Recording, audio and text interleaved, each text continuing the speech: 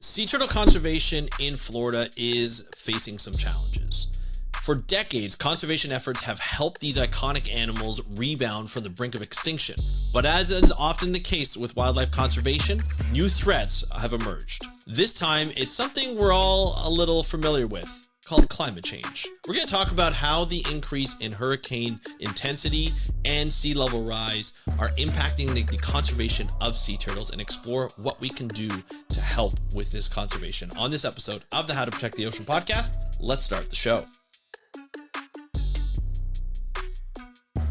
Hey everybody, welcome back to another exciting episode of the How to Protect the Ocean podcast. I'm your host, Andrew Lewin, and this is the podcast where we find out what's happening with the ocean, how you can speak up for the ocean, and what you can do to live for a better ocean by taking action. On today's episode, we're going to be discussing something pretty cool, sea turtles. Sea turtles are always a huge hit when we talk about conservation of marine life. They are an iconic species. They're something that we want to fall in love with, that we do fall in love with, and they've actually spurred one of the biggest campaigns against plastic pollution of the straw especially, and has resulted in the banning of plastic straws. For better or for worse, what people like or don't like, sea turtles caused it to happen. So we're going to talk about that on today's episode. Before we do, if you are new to the How to Protect the Ocean podcast and this company Speak Up for Blue, you probably want to know hey, how do I get more information on the ocean? That's easy. You can go to www.speakupforblue.com, go to our website. You can find all of our old episodes. You can find our YouTube channel.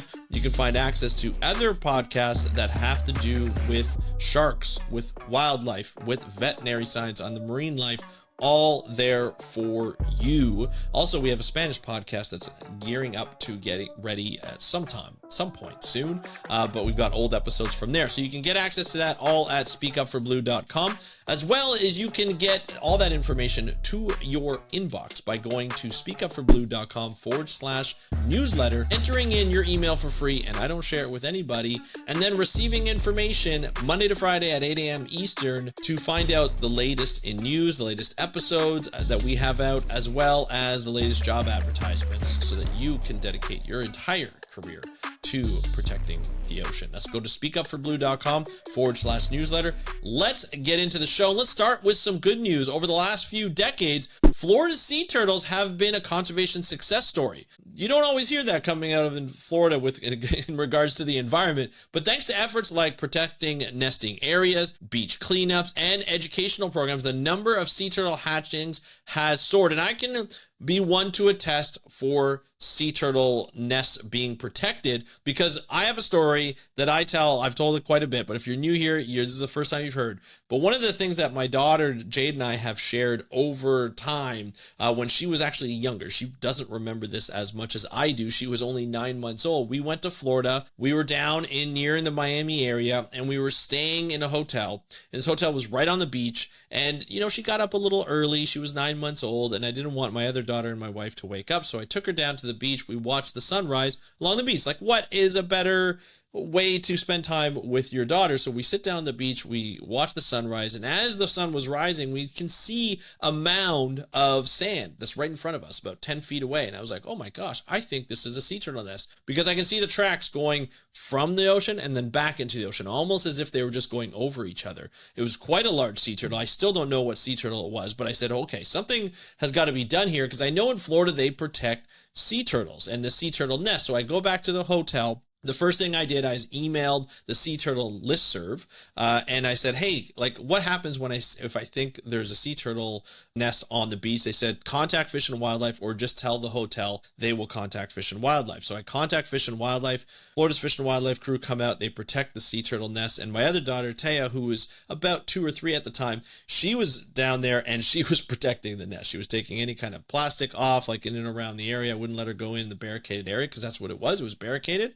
And so she would take it off. So we can attest, my family can attest, by seeing it, how well these sea turtles are protected, which is great to see. And we've seen a rise in the number of sea turtle nests that have had, and probably hundreds of thousands of sea turtle nests and hatchlings have actually hatched every year, and they come back. And we've seen it not only in Florida, but all the way up to Georgia and all the way up to the Carolinas, which is kind of cool to see. So that's always great. However, the 2024 hurricane season showed us just how vulnerable this progress is. This year's season started earlier and was more intense than ever. Hurricane Beryl, a Category 5 storm, made landfall in July, the heart of the sea turtle nesting season. Then came Hurricane Debbie, which destroyed hundreds of nests along Florida's Gulf Coast.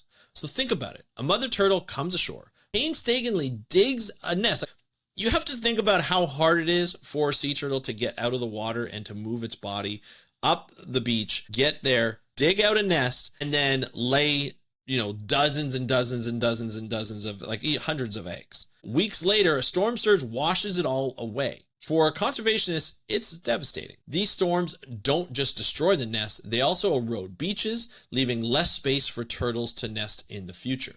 Dr. Jake LaSala, a sea turtle biologist, put it bluntly: climate change is impacting our nesting beaches, whether we like it or not. So why does this matter? Sea turtles play a crucial role in marine ecosystems. They maintain the health of seagrass beds and coral reefs, which in turn support countless marine species. Losing sea turtles could ripple across the ocean ecosystem. Sea turtles travel, not just locally, but they travel across oceans. One of the first tagged sea turtles that was very well documented by Wallace J. Nichols, may he rest in peace, noticed that the sea turtle was tagged in Baja California and it went to Japan. That's how far it traveled. So these sea turtles are not only just staying locally and protecting coral reefs locally and seagrasses, maintaining their health and taking out unhealthy seagrasses by eating them and so forth, but they're traveling from place to place to place across the Pacific, across the Atlantic. They're traveling all over the place, and they're stopping off in certain spots to feed, right? To take care and protect those areas. We just don't realize it. And it's really interesting because there have been studies. Dr. Nathan Robinson, friend of the podcast and a friend of mine, has come on this podcast and talked about sort of what the little critters on the shells where they've actually been. You can tell where the sea turtles have been based on the epibiotes who are on the sea turtle shell. Right? They actually pick them up as they go from place to place because they sit down, they rest, they'll eat some things, and things grab on or stick on the shells just as they go, and they travel with them wherever they go. Kind of a cool thing, but they travel in many places and they become very important, not only just locally, but internationally as well. So what can we do to help? So protecting sea turtles from impacts on climate change is no small task, but there are some steps that you can take. Support beach conservation programs. So many organizations work tirelessly to protect nesting sites, restore eroded beaches, and relocate vulnerable nests. So help them by supporting them, donating to them. The Loggerhead Marine Life Center is one of those institutes in Jupiter, Florida that help nesting sea turtles, that help sick sea turtles and make sure that they get better and release them. There are many organizations along Florida's coast, whether it be the Gulf Coast, the Atlantic coast, or even up the coast all the way up to the Carolinas. You can find those organizations and you can help support those by donating directly to them. They are very happy to take your donations because they put in so much work. It takes resources, it takes people to put in place to make sure that these sea turtle beaches are protected and to make sure that we are monitoring and gathering data on them. They're very, very important, and I highly recommend that you donate to them. So that's the first one. Number 2, advocate for climate action. Reducing greenhouse gas emissions can help slow intensification of hurricanes. That's an individual thing, but it's also a bigger thing by pressuring your government representative. You can do this at home. You can do this individually as well as part of your community to say, hey, let's lower our greenhouse gas footprint and let's try and do alternative things. So if you can afford it, get an EV or a hybrid, something that will allow you to depend more on electricity rather than gasoline. Those are probably better in the long run. If you can't afford that, that's okay. Work up to afford. They're getting more and more affordable now, and they're getting easier to move around cities and towns and countrysides because they're putting more charging stations in place, as well as you can charge at home. It is a little bit more of a cost up front, but overall, I have an EV, and not paying for gasoline has saved me a ton. Plus, just a little secret here. You don't have to bring it in for oil changes. You don't have to bring in an EV to handle all of these, like the transmission or anything. There is none, right? You have a battery and they last a long time. So check that out. Highly recommend it, but also make sure that it fits within your budget and within your lifestyle. It's very important. But you can also get heat converters that are fairly inexpensive, and there are probably incentives for the government to buy them, and so you can get credit, you can get money back. Those are really important too. I'm actually looking into a heat exchanger this year in 2025 to see if we can lower our natural gas dependence. So I'll update you on that throughout the year. Okay, number 3. Get involved locally. Volunteer with organizations or support them financially to help sustain their work. So this is a bit of the same one as the first one, except it's not necessarily just for beach. You can support organizations or volunteer with organizations that are working on policies, that are working on protecting beaches, protecting the environment that sea turtles are in, like coral reefs, seagrasses, and even mangroves. And you can help them protect through policies, action, through advocacy, through working with government, not just physically being there. You can do both, or you can do one or the other, but there are a lot of different ways that you can protect these organizations. And I think it's an important aspect. And I think it's an important aspect to think about when we are trying to do something good for these organizations. Any type of study or any type of organization that is not only working policy, but also there could be some that are tagging, that are looking at ways to gather data on sea turtles, to work with local communities with sea turtles, especially in Central America. You see a lot of organizations working with communities to take away their dependence on poaching and trying to get eggs and trying to eat sea turtles, and working more on ecotourism or other ways of making income so that the sea turtles are protected in those areas. So it's an important aspect to protect that. Going up against climate change is difficult. Not going to lie. It's not something that is easily attained. The goal is not always achieved, depending on the governments. And we know in the US and in Canada in a year, it'll be even more difficult because there'll be a new government, right? New administration that cares less about climate change and more about fossil fuels. That's going to be a big challenge, but it doesn't mean you stop advocating for climate change reduction and climate change action.